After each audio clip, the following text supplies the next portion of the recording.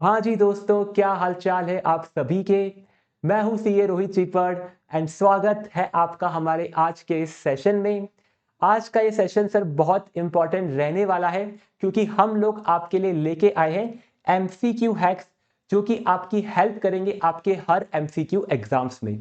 यानी कि सर आज का ये सेशन कोई सब्जेक्ट स्पेसिफिक नहीं है।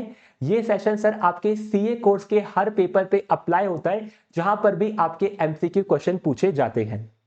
तो सर आज के इस सेशन में हम लोग क्या डिस्कस करने वाले हैं।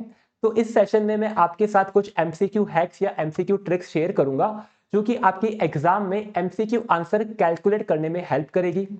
तो सर कभी कभी एग्जाम में क्या होता है कि हमें सर कुछ कंसेप्ट आते नहीं हैं या फिर कुछ कंसेप्ट हमें अधूरे आते हैं। अब सर ऐसे केस के अंदर हम लोग हमारा एमसीक्यू आंसर कैसे कैलकुलेट करें, वहां पर सर ये एमसीक्यू हैक्स आपके काम में आएंगे। तो सर क्या आप हमें तुक्का मारना सिखा रहे हैं। सर तुक्का थोड़ा अनप्रोफेशनल वर्ड होता है। मैं आपको सर कैलकुलेटेड गैस करना सिखा रहा हूं कि एग्जाम के अंदर अगर आपको कंसेप्ट नहीं आता है तो भी सर आप ये 5 हैक या 5 ट्रिक अप्लाई करके अपने एग्जाम के अंदर एकदम करेक्ट ऑप्शन चूज कर सकते हैं या फिर सर जो इनकरेक्ट ऑप्शन है उनको एलिमिनेट कर सकते हैं।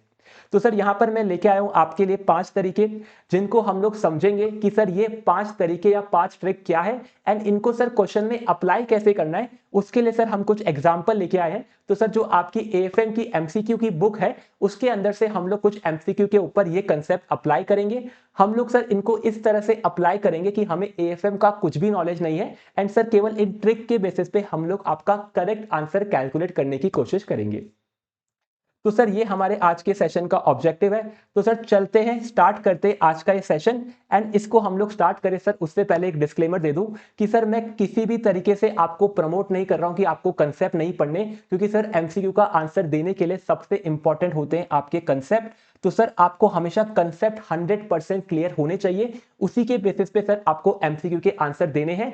लेकिन सर कभी अगर आपको लगे कि अब मुझे इसका कंसेप्ट नहीं आता है या फिर सर एग्जाम में बहुत कम टाइम बचा हुआ हो एंड अब आपको सर फटाफट से एमसीक्यू सॉल्व करने, तो सर ये ट्रिक्स आपके काम में आ सकती है जो कि सर मैंने भी अपने एग्जाम में अप्लाई करी थी। तो सर सबसे इंपॉर्टेंट चीज, क्या ये एमसीक्यू ट्रिक यूजफुल है। तो सर मेरे एग्जाम में तो बहुत यूजफुल लगी मुझे। मैंने सर अपने सीए फाइनल के जितने भी पेपर थे एमसीक्यू वाले, उन सभी के अंदर सर लगभग 90% मार्क्स सिक्योर करे थे एंड सर डीटी के अंदर तो मैंने 30 आउट ऑफ 30 मार्क्स भी सिक्योर किए थे। तो सर मुझे ये ट्रिक्स तो बहुत यूजफुल लगी थी क्योंकि अगर एग्जाम में टाइम कम होता है, अगर आप ये सब ट्रिक्स अप्लाई करेंगे तो हो सकता है कि सर आपका जो आंसर है बिल्कुल करेक्ट आए एंड आपको पूरे मार्क्स भी मिल जाए। तो सर मुझे बहुत हेल्प करी थी। सीपीटी का एग्जाम जो सर हमारे हुआ करता था वो भी सर पूरा एमसीक्यू था। उसके अंदर भी लगभग मेरे 92% मार्क्स आए थे इन्हीं सभी ट्रिक को अप्लाई करके। तो सर जितने भी एमसीक्यू एग्जाम मैंने आज तक दिए उन्हीं से मैंने ये ट्रिक सीखी है एंड मैं वही आपके साथ शेयर कर रहा हूं। सबसे पहले ट्रिक है सर ऑड वन। अब सर ये ऑड वन क्या होता है। तो सर जब भी आपको एमसीक्यू का क्वेश्चन मिलता है, अब एमसीक्यू क्वेश्चन के अंदर सर डिफरेंट डिफरेंट ऑप्शन होते हैं। तो जनरली क्या होता है सर, जो आपका सबसे ऑड ऑप्शन होता है वही आपका आंसर होता है। अब सर ये ऑड ऑप्शन आइडेंटिफाई कैसे करते हैं, तो इसके लिए सर हमारे पास एक एग्जांपल है MCQ number 98 from R AFM MCQ book. तो सर चलते हम लोग एएफएम एमसीक्यू बुक के ऊपर से एंड ये आपका एमसीक्यू नंबर 98 है। इसको सर हम लोग इस ऑड वन अप्रोच से सॉल्व करते हैं एंड समझते हैं कि इसको अप्लाई कैसे करते हैं। यहां पर सर हम ये मान के चलेंगे कि हमको एएफएम का जीरो नॉलेज है एंड केवल सर इसी ट्रिक के बेसिस पे आंसर कैलकुलेट करेंगे। Find the odd one as there can be only one answer to the MCQ, क्योंकि सर 4 ऑप्शन आपको दे रखे एंड आपके सर 4 ऑप्शन में से केवल एक ऑप्शन ही आपका आंसर होगा, तो सबसे जो ऑड होगा वही आपका आंसर रहेगा। मैं लेके चलता हूं सर आपको एएफएम की एमसीक्यू बुक के ऊपर। हमें सर जाना है आपके एमसीक्यू नंबर 98 पे शायद। तो चलते एएफएम के एमसीक्यू नंबर 98 पे, शायद पेज नंबर 25 पे होगा। सर ये एएफएम की एमसीक्यू बुक क्या, पहले ये बता दीजिए। तो सर ये एएफएम की एमसीक्यू बुक हमने प्रिपेयर करी है जहां पर सर हमने आपके सारे एमसीक्यू कंपाइल किया है एंड उन एमसीक्यू की समरी भी ऐड करी है एकदम बिगनिंग में। इसको सर हम कभी किसी और सेशन में डिस्कस करेंगे कि सर ये एएफएम की एमसीक्यू बुक कहाँ है, कहाँ पर मिलेगी। लेकिन सर अभी हमारा फोकस है कि एमसीक्यू हैक्स कैसे अप्लाई करते हैं। अब सर ये आपका क्वेश्चन नंबर 98 है। इसको हम लोग सॉल्व करेंगे आपकी ऑड वन थियरी से, यानी सर आपकी जो ऑड वन का कंसेप्ट है या ट्रिक है उसके थ्रू सॉल्व करेंगे। यहां बोला है sir which of the following statement hold true. यहां पर बताना सर कौन सा स्टेटमेंट ट्रू होगा। सबसे पहले बोला है sir when yield to maturity in market rises principal price of principal only security tend to rise. यानी कि सर बोला है कि अगर मेरा वाईटीएम बढ़ेगा, जिसको सर यील्ड टू मैच्योरिटी बोला है, अगर वाईटीएम राइजेस यानी वाईटीएम इंक्रीज हो रहा है, यील्ड टू मैच्योरिटी इंक्रीज हो रहा है, price of principal only security rise, तो आपका प्राइस भी बढ़ेगा। तो ये आपका सर फर्स्ट ऑप्शन है जिसको हमने यहां पर लिख लिया। सेकेंड ऑप्शन क्या है sir, when YTM in market rise price of principal security tend to fall. Second में बोला सर आपका वाईटीएम बढ़ेगा तो प्राइस गिरेगा। हमें सर यहां पर आपका टू ऑप्शन पता करना है एंड हम यहां पर आइडेंटिफाई करेंगे सबसे ऑड ऑप्शन कौन सा है। फिर बोला sir when YTM in market falls price of principal only security tends to fall, यानी सर वाईटीएम गिरेगा तो प्राइस भी गिरेगा। एंड सर लास्ट है when YTM in market falls price of security remain same, यानी सर अगर YTM गिरता है तो प्राइस पे जीरो इंपैक्ट पड़ेगा। तो ये सर आपके चार ऑप्शन है। अब यहां पर आपको इनमें से ऑड वन आइडेंटिफाई करना है। सर ऑड वन कैसे आइडेंटिफाई करें? सिंपल है सर, हम आपके ऑप्शंस को एनालाइज करेंगे। यहां पर बोला है सर वाईटीएम बढ़ेगा तो प्राइस भी बढ़ेगा, तो वाईटीएम बढ़ रहा है प्राइस भी बढ़ रहा है, तो हम इसको बोलते हैं सर डायरेक्ट रिलेशनशिप, यानी कि एक बढ़ रहा है तो दूसरा भी बढ़ रहा है। फिर सर बोला वाईटीएम बढ़ेगा तो प्राइस गिरेगा, यानी सर एक चीज बढ़ रही है एक चीज कम हो रही है, यानी ये है आपका इनवर्स रिलेशनशिप। नेक्स्ट बोला सर वाईटीएम गिरेगा तो प्राइस भी गिरेगा, यानी दोनों चीजें गिर रही है, तो सर यहां पर भी है आपका डायरेक्ट रिलेशनशिप। एंड लास्ट है सर आपका वाईटीएम गिर रहा है प्राइस पे इंपैक्ट नहीं, यानी नो रिलेशनशिप। अब सर ये आपको पता चल चुका है कि आपके जो दो ऑप्शन है वहां पर आपकी डायरेक्ट रिलेशनशिप है, एक के अंदर इनवर्स है एंड एक के अंदर कुछ भी नहीं है। एंड सर हमें पता है कि एक एमसीक्यू का आंसर केवल एक ही होगा, एक एमसीक्यू का आंसर दो कभी नहीं हो सकते। तो अब हम क्या करेंगे सर, अब सर जब दो ऑप्शन बोल रहे हैं कि डायरेक्ट रिलेशनशिप है, तो सर दोनों ऑप्शन करेक्ट तो नहीं हो सकते। इसका मतलब अगर दो ऑप्शन करेक्ट नहीं है मतलब दो ऑप्शन आपके इनकरेक्ट है, तो answer number A and answer number C आपका आंसर नहीं होगा, क्योंकि दोनों ही सर डायरेक्ट रिलेशनशिप बोल रहे हैं, तो दोनों आंसर मैं अपनी एमसीक्यू बुक में टिक नहीं करके आ सकता, यानी सर दोनों ही इनकरेक्ट ऑप्शन है। अब सर बचता है मेरा इनवर्स रिलेशनशिप या फिर नो रिलेशनशिप। अब इन दोनों में से एक मेरा आंसर होगा। अब सर अगर कोई रिलेशनशिप एग्जिस्ट ही नहीं करता है तो क्वेश्चन बनाने वाले ने क्वेश्चन पूछा ही क्यों है? हो सकता है कभी रेयर केस के अंदर आपका जो एग्जामिनर है वो क्वेश्चन बना दे इसके ऊपर, लेकिन सर अगर रिलेशनशिप एग्जिस्ट ही नहीं करता तो क्वेश्चन आपने पूछा ही क्यों? तो मुझे लगता है कि सर ये लास्ट वाला ऑप्शन भी नहीं होगा। तो बचता कौन सा है सर मेरे पास? ऑप्शन नंबर बी, जो कि सर एकदम ऑड वन था। ऑड वन कैसे था सर? क्योंकि आपके दो ऑप्शन बोल रहे थे डायरेक्ट रिलेशनशिप है, एक बोल रहा है नो रिलेशनशिप, आपका केवल ऑप्शन बी बोल रहा है इनवर्स रिलेशनशिप। तो यहां पर सर आपका ऑप्शन बी था ऑड वन। ऑप्शन डी भी सर आपका ऑड वन था, लेकिन मुझे लगता है कि वो आंसर नहीं होगा, क्योंकि सर अगर कोई रिलेशनशिप एग्जिस्ट नहीं करता तो क्वेश्चन बनाया क्यों आपने? तो मैं इसके अंदर सर टिक करूंगा आपका option number B. And sir इसका आंसर भी आपका ऑप्शन नंबर बी होता है, क्योंकि हमने एएफएम में पढ़ा है कि सर आपका जो प्राइस का फॉर्मूला होता है वो क्या होता है? आपका इंटरेस्ट डिवाइड बाय वाईटीएम। अगर आपका सर जो इंटरेस्ट है वो आपको कंटिन्यूअसली मिलता जा रहा है तो प्राइस का फॉर्मूला होता है इंटरेस्ट डिवाइड बाय वाईटीएम। तो प्राइस एंड वाईटीएम के अंदर आपका इनवर्स रिलेशनशिप रहता है। इसको सर वेरीफाई भी कर लेते हैं। तो ये सर हमारे पास आंसर है। तो ये रहा सर 98 का बी आंसर है कि इनवर्स रिलेशनशिप एग्जिस्ट करता है।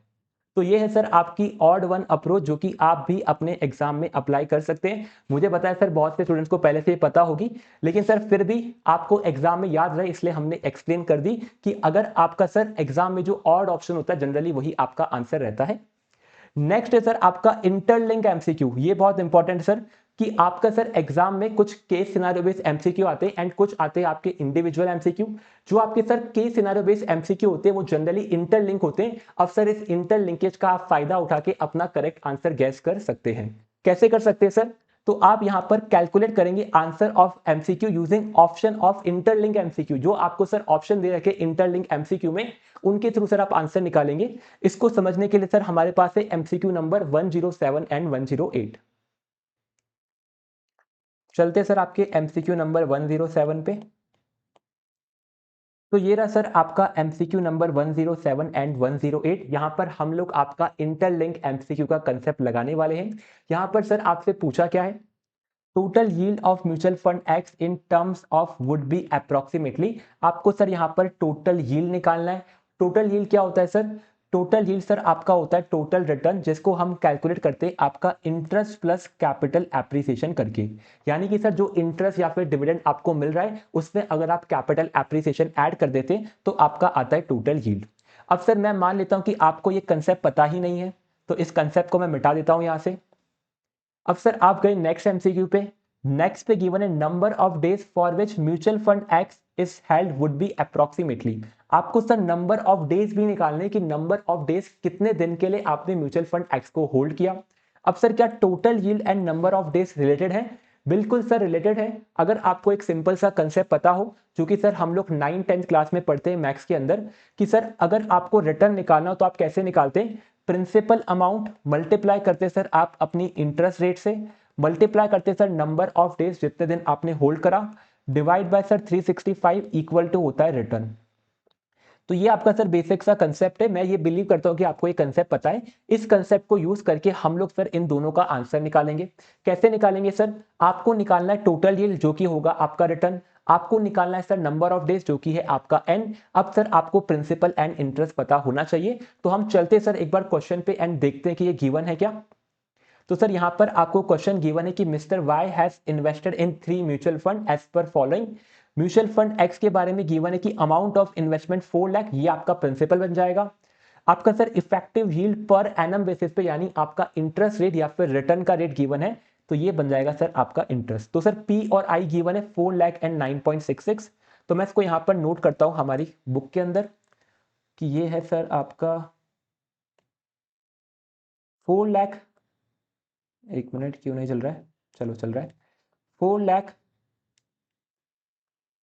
इंटू 9.66% इंटू करेंगे sir number of days divide by 365 equal to आना चाहिए रिटर्न। अब सर हम यहां पर लगाने वाली आपकी इंटरलिंक टेक्निक एंड निकालने वाले इसका आंसर 4 लाख इंटू 9.66% में कर लेता हूं एक बार। कितना आता है सर?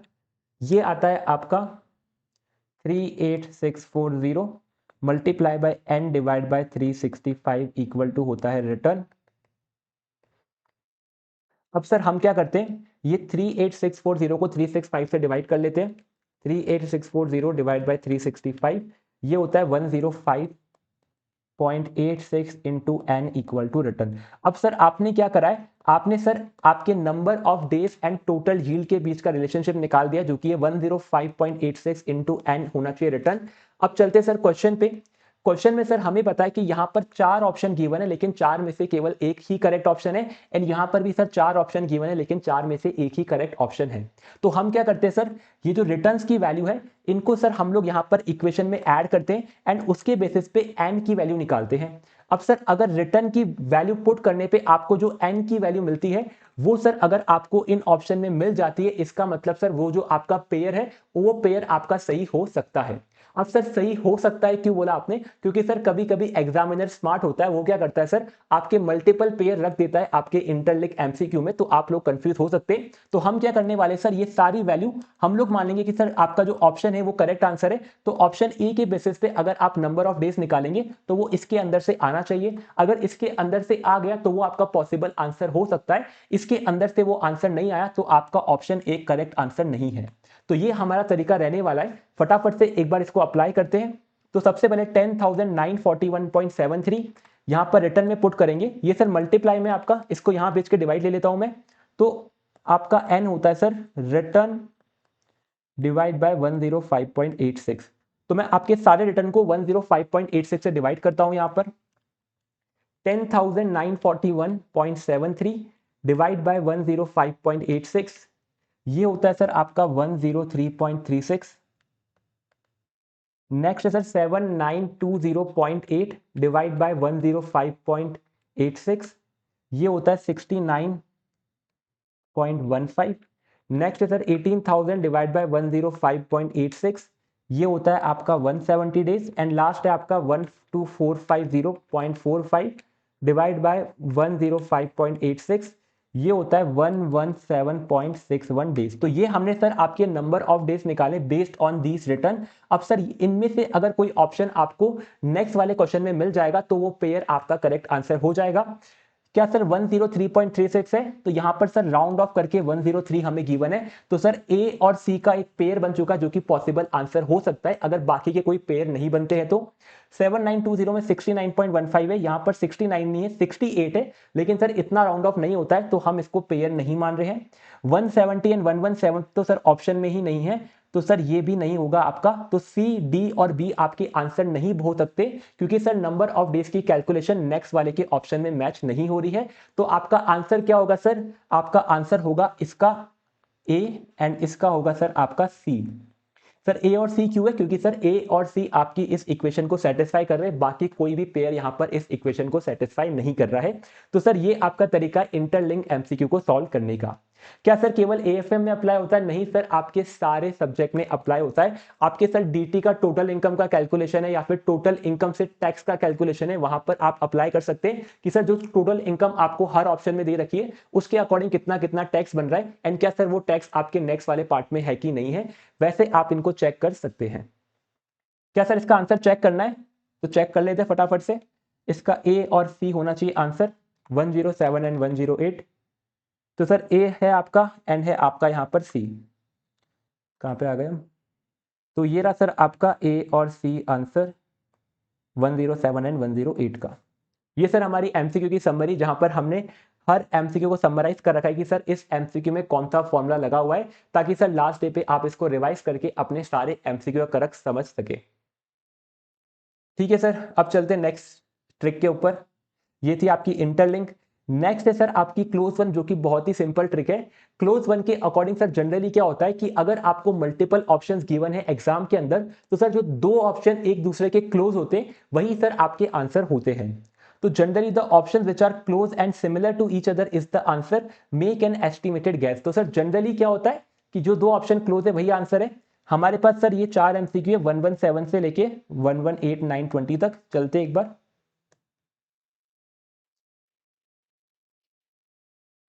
तो ये रहा सर आपका एमसीक्यू 117, 118, 119 एंड 120। अब सर क्लोज वन के अकॉर्डिंग क्या होता है कि जो ऑप्शन दे रखे हैं उनमें जो सबसे सिमिलर टाइप के क्लोज ऑप्शन है उन्हीं में से एक आंसर है। जैसे कि सर 117 में ये दोनों सर आपके क्लोज ऑप्शन लग रहे हैं, बाकी सर 240 एंड 3 तो थोड़े फार है। फिर सर 118 के अंदर बी और सी आपके 3 एंड 3.13 क्लोज ऑप्शन है। नेक्स्ट के अंदर सर 1.5 एंड 1.57, एंड यहां पर सर 30 एंड 31.3। तो सर ये जो क्लोज ऑप्शन मैंने आपको बताए इन्हीं में से एक आपका आंसर होना चाहिए, क्योंकि क्लोज वन के अकॉर्डिंग एग्जामिनर सर आपको कंफ्यूज करने की कोशिश करता है कि दो आपको क्लोज आंसर दे देगा, इनमें से सर अगर आपने एक भी आंसर अगर आपका आंसर जो आपने सही निकाला है अगर उसके क्लोज आपको कोई आंसर मिलता है तो आप थोड़े कंफ्यूज हो जाते हैं। इसीलिए सर एग्जामिनर आपको यहां पर थोड़े क्लोज आंसर देने की कोशिश करता है। तो सर यहां पर आपका ऑप्शन ए या बी में से, यहां पर बी या सी में से, नेक्स्ट अगेन बी या सी में से आंसर है, एंड नेक्स्ट अगेन बी या सी में से आंसर है। तो ये आपकी सर सिंपल सी क्लोज वन टेक्निक है। अब अगर आपको सर थोड़ा बहुत कंसेप्ट आता है, थोड़ा बहुत आप इंटरलिंक कर सकते हैं, तो आप इनका एग्जैक्ट आंसर भी निकाल सकते हैं। यहां पर सर आपके हमने हर जगह दो दो ऑप्शन तो एलिमिनेट कर दिए हैं। अब सर इसको वेरीफाई कर लेते हैं एक बार फटाफट से। 117, तो 117 का आंसर है सर बी, जो कि यहां पर है। फिर सर 118 का कितना है? 118 का सी है, 119 का सी है, 120 का सी है, यानी सर बाकी सबके सी ही आंसर है। तो यहां पर सब जगह सी इनका आंसर है। तो ये आपकी सर सिंपल सी क्लोज वन टेक्निक है। चलते सर नेक्स्ट ट्रिक के ऊपर। नेक्स्ट ट्रिक क्या है हमारी?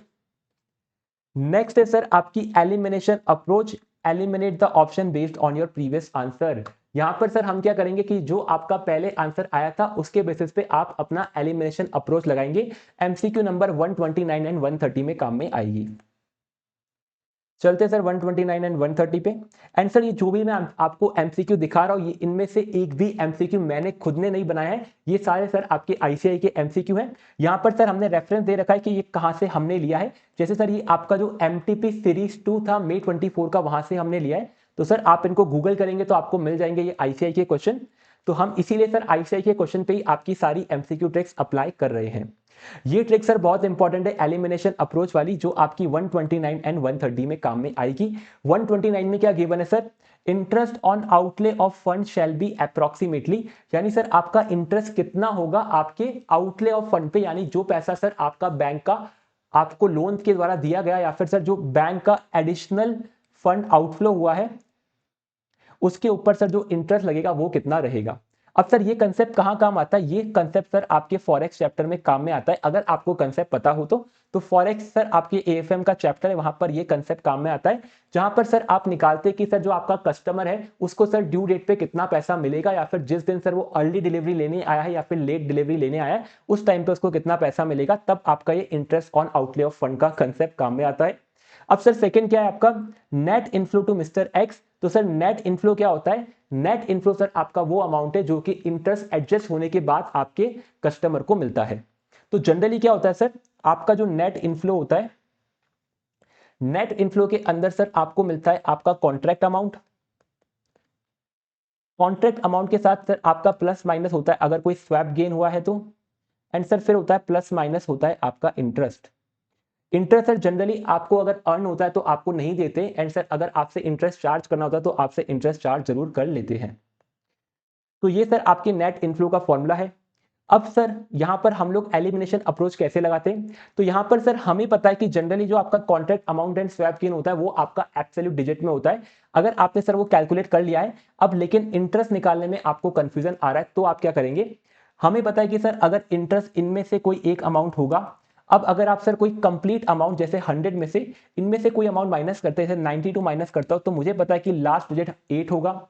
अगर मैं सर 100 की जगह हम लोग इसको लेते 1000, कि सर 1000 में से अगर मैं 92 का इंटरेस्ट पे करता हूं तो सर मेरा ये अमाउंट कितना होगा? ये होगा मेरा 999, एक मिनट, 908। तो सर अगर 1000 में से 92 में पे करता हूं तो 908 मेरा अमाउंट होगा, जहां पर लास्ट डिजिट मेरा 8 होगा।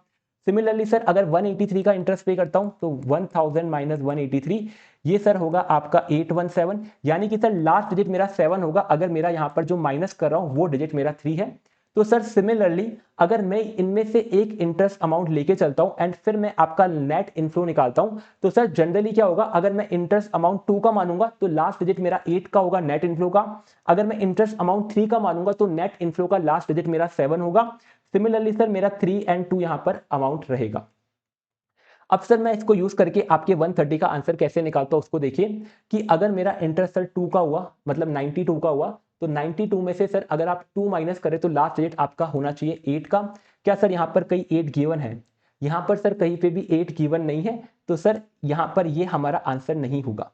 फिर सर यहां पर गिवन है 183, अगर 183 में कोई होल डिजिट में से माइनस करूंगा तो लास्ट डिजिट 7 आना चाहिए। क्या सर यहां पर 7 वाला है? तो यहां पर सर एक 7 वाला आंसर है। तो सर ये 7 वाला आपका आंसर सही हो सकता है, लेकिन सर बाकी भी हमें चेक करने। अगेन सर 183 है पेबल बाय बैंक एंड 122 है, तो सर अगर पेबल बाय बैंक है यानी आपको रिसीवेबल है, तो ये आपका सर आंसर हो सकता है, तो ये भी आपका आंसर हो सकता है। एंड अगर आपको सर 122 पेबल बाय बैंक है यानी आपको रिसीवेबल है, तो 2 से एंडिंग वाला आपका आंसर होना चाहिए, जो कि यहां पर नहीं है। तो सर अभी तक मैं क्या बात बोल चुका हूं आपको, कि अगर आपने इंटरेस्ट का अमाउंट एडजस्ट किया आपके टोटल में से, तो आपका जो एंड का डिजिट है वो मैच होना चाहिए। तो अभी तक सर क्या हो रहा है, आपका ये 183 वाला अमाउंट जो है ये सर आपके option A and option C से मैच हो रहा है, तो बाकी के सर 2 ऑप्शन हो जाते हैं आपके एलिमिनेट। तो यही सर आपका एलिमिनेशन अप्रोच है। अब जो आपका आंसर होगा या तो ए होगा या तो सी होगा, दोनों को सर हमें चेक करना पड़ेगा। तो एक बार चेक करते हैं आंसर क्या है इसका। टी वाई के 130, सॉरी 130 है, इसका आंसर सर सी है, जो कि हमने यहां पर टिक कर रखा है। तो एलिमिनेशन अप्रोच में आप क्या करते हैं सर, आपका जो पहले वाला क्वेश्चन था उसके बेसिस पे आप सर दूसरे वाले क्वेश्चन के ऑप्शंस को एलिमिनेट करते हैं। जैसे हमने आपका option B and option C को, option B and option D को एलिमिनेट करा। एलिमिनेट सर क्यों करा? क्योंकि मुझे सर नेट इनफ्लो का कंसेप्ट पता है कि contract amount plus minus swap gain loss, plus minus करता हूं सर मैं इंटरेस्ट को। इंटरेस्ट अगर सर रिसीवेबल्स है तो भी उसको हम लोग एडजस्ट करते हैं, पेबल है तो भी उसको एडजस्ट करते हैं। यहां पर सर अगर मैंने 2 को इंटरेस्ट माना तो यहां पर एक भी आंसर नहीं बैठता है, तो सर ये भी मेरा आंसर नहीं होगा यहां पर, एंड यहां पर ये भी मेरा आंसर नहीं होगा। ये 3 वाले में से ही सर मेरा एक आंसर है, क्योंकि अगर 3 मेरे को पे करने हैं बैंक को यानी पेबल बाय एक्स है, तो 3 का अमाउंट माइनस करेंगे तो लास्ट डिजिट 7 होगा। तो आपका ऑप्शन बी और सी की जोड़ी है, and sir option C and A की यहां पर पेयर है। इन दोनों में से सर एक आंसर आपका सही है, जो कि सर आपका यहां पर सी और बी का आंसर है। तो सी और बी, आप बी और सी, 129 का बी है एंड सर 130 का सी आंसर होना चाहिए। 129 बी एंड 130 आपका सी। तो ये था सर आपका लास्ट हैक एलिमिनेशन अप्रोच का। ओके, एक और हैक है सर हमारे पास मल्टीपल अप्रोच का, इसको भी कवर कर लेते हैं। Sir if the answer you have calculated is not there in option. Sir ये बहुत बार एग्जाम में होता है कि हमने सर एमसीक्यू पूरा पढ़ा, पूरा कंसेप्ट अप्लाई किया, एंड सर हमारा जो आंसर आया वही सर ऑप्शन के अंदर नहीं है। ऐसे केस में क्या करना चाहिए? तो सर ऐसे केस में या तो आप अपने कंसेप्ट को रिवाइज करो, वापस चेक करो कि सही कंसेप्ट लगाया है कि नहीं लगाया है, या फिर सर इसका एक सिंपल अप्रोच क्या है कि जो भी आपका आंसर आया उसका 2 टाइम कर लीजिए या फिर 0.5 टाइम कर लीजिए, एंड चेक करें कि सर क्या वो ऑप्शन में है कि नहीं है। क्योंकि सर जनरली ये मिस्टेक हो जाता है कि हमने जो आंसर कैलकुलेट करा है वो नहीं होता, लेकिन उसका 2 टाइम या 0.5 टाइम होता है, एंड वो आपका करेक्ट आंसर होता है। क्योंकि सर आप जब कैलकुलेशन में एडजस्टमेंट करते वहां पर आप कोई मल्टीपल की मिस्टेक करते हैं तो आपका आंसर वहां पर मैच नहीं होता है। तो सर जो भी आपका क्लोज आंसर होगा वही आपको थिंक करना है, तो वही सर आपको सिलेक्ट करना है, एंड सर उसके बाद सोचिए कि इसके पीछे का लॉजिक क्या हो सकता है। एमसीक्यू नंबर 132 है सर, फटाफट से चलते हैं इस पे। ये रहा सर आपका एमसीक्यू नंबर 132। ये सर आपका मल्टीलेटरल नेटिंग का क्वेश्चन है सर आपके फॉरेक्स चैप्टर का। मैं सर ये मान के चलता हूं कि आपको ये कंसेप्ट नहीं आता है, तो आप सर पहली बार ये क्वेश्चन देख रहे हैं एग्जाम में, अब इसको सॉल्व कैसे करेंगे। Through multilateral netting these transfer will be reduce to. आपको बताना है सर नेटिंग अप्रोच फॉलो करी तो नंबर ऑफ ट्रांजेक्शन या अमाउंट ऑफ ट्रांजेक्शन कितने आपके कम हो जाएंगे, कम होके किस अमाउंट पर आ जाएंगे, यानी रिड्यूस टू आपको बताना है। क्वेश्चन में क्या गिवन है सर?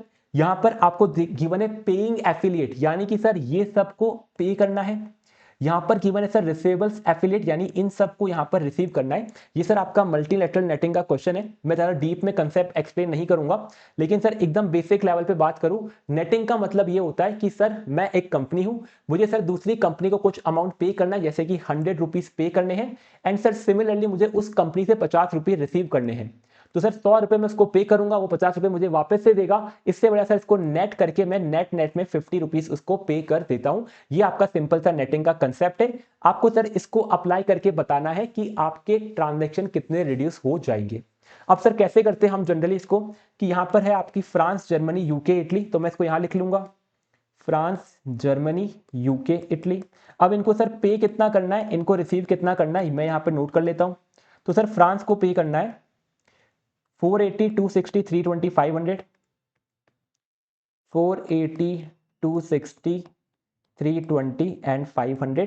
तो हमने सर चारों कंट्री के पेइंग अमाउंट लिख लिए। अब सर रिसीविंग अमाउंट कितने हैं इनको? रिसीविंग है सर 400, 360, 420। सो 400, 360, 420 एंड है सर आपका 380। तो ये सर इनके पेएबल एंड रिसीवेबल है, इन दोनों का टोटल सर आपका होना चाहिए 1560 का।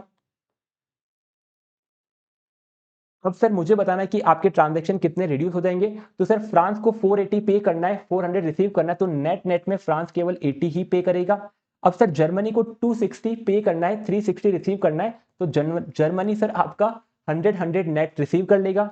320 माइनस 420, तो सर आपका जो यूके उसको 320 पे करना है, 420 रिसीव करना है, तो ये भी सर आपका 100 रिसीव कर लेगा। यहाँ पर सर 500 पे करना है, 380 रिसीव करना है, तो ये हो जाएगा सर आपका 120। यहाँ पर हमने कहीं मिस्टेक किया है क्या, एक बार चेक कर लेते हैं, क्योंकि इनका टोटल आपका 0 होता है जनरली। तो मैं चेक कर लेता हूँ। 480, 260, 320, 480, 260, 320 एंड 500। यहाँ पर 400, 360, 400, 360, 420 एंड ये है आपका 380। तो यहाँ पर ओके, यहाँ पर हमने सर मिस्टेक किया था, ये आपका होना चाहिए 80 का। अब ये पेन क्यों नहीं चल रहा है? ठीक है, मैं यहाँ पर 80 लिख लेता हूँ। ठीक है, तो ये हमने यहाँ पर आपका लिख लिया है, इसका सम होना चाहिए यहाँ पर 0। अब सर मैं यहाँ पर 0 का आंसर ढूंढूंगा, तो 0 मुझे यहाँ पर आंसर नहीं मिलता है, तो मैं अपना आंसर क्या बनाता हूँ सर? मैं देखता हूँ कि ये है 80, 120, 2 लाख, 100, 100, 2 लाख, तो टोटल ट्रांजेक्शन होता है मेरा 4 लाख का। तो ये सर मेरा नेक्स्ट कैस है, क्योंकि मुझे सर नेटिंग का कंसेप्ट नहीं आता है। मैंने देखा कि सर यहाँ पर 4 लाख की जगह 400 लिख देते हैं। चलो 400 सर आपका आंसर है, क्योंकि 80 फ्रांस पे करेगा। आपका जो सर आयरलैंड है कितना है, आई कौन सा है, आई आपका सर इटली है, तो फ्रांस सर 80 पे करेगा, इटली 120 पे करेगा, जर्मनी सर 100 रिसीव करेगा, यूके 100 रिसीव करेगा। तो मेरे अकॉर्डिंग सर इन सबको ऐड करके अगर प्लस माइनस इग्नोर करूं तो आता है मेरा 400। क्या सर 400 आंसर में है यहाँ पर? तो सर 400 यहाँ पर आंसर में नहीं है, इसका मतलब सर 400 आंसर तो नहीं है। अब मैं इसका सर 2x करता हूं या फिर 0.5x करता हूं एंड देखता हूं कि क्या वो आंसर में है। तो सर 2x होता है 800, 800 भी आंसर में नहीं है, लेकिन 400 का सर 0.5x यानी 200,000 आंसर के अंदर है। तो सर हो सकता है ये आंसर हो, लेकिन इसको सिलेक्ट करने से पहले मैं अपना लॉजिक लगाऊंगा कि क्या सर 200,000 आंसर हो सकता है। तो मैं क्या देखूंगा सर कि यहां पर मैं अगर ध्यान से देखूं तो पेमेंट सर 80 + 120 आपका होता है 200 का, एंड सर रिसिप्ट होता है आपका 200 का। एंड सर जब भी कोई ट्रांजैक्शन होता है तो एक पार्टी पे करती है, दूसरी पार्टी रिसीव करती है, तो सर ओवरऑल बेसिस पे आपका केवल 200 का ट्रांजैक्शन ही होना चाहिए, तो 200 ही आपका करेक्ट आंसर रहेगा। तो ये होता है सर आपका मल्टीपल अप्रोच, जहां पर सर अगर आपको कंसेप्ट में डाउट हो तो आप उसको 2x या 0.5x या फिर आपको जो मल्टीपल सही लगता है उसको अप्लाई करके देखिए कि क्या ऑप्शन में आंसर गिवन है। अगर गिवन है तो सर आपको लॉजिक सोचना है कि ये आंसर क्यों हो सकता है। लॉजिक सोचे बिना सर आंसर टिक मत करके आ जाना, नहीं तो गलत हो सकता है। तो सर ये थे हमारे कुछ एमसीक्यू हैक्स जो कि आप रेफर कर सकते हैं अपने एग्जाम में, बहुत हेल्प करेंगे सर। अगर आपको कंसेप्ट में कोई डाउट है या फिर कंसेप्ट अधूरा आता है तो आप अपना आंसर निकाल सकते हैं। तो सर आज के सेशन में बस इतना ही, मिलते हैं हम लोग आपके नेक्स्ट सेशन के अंदर।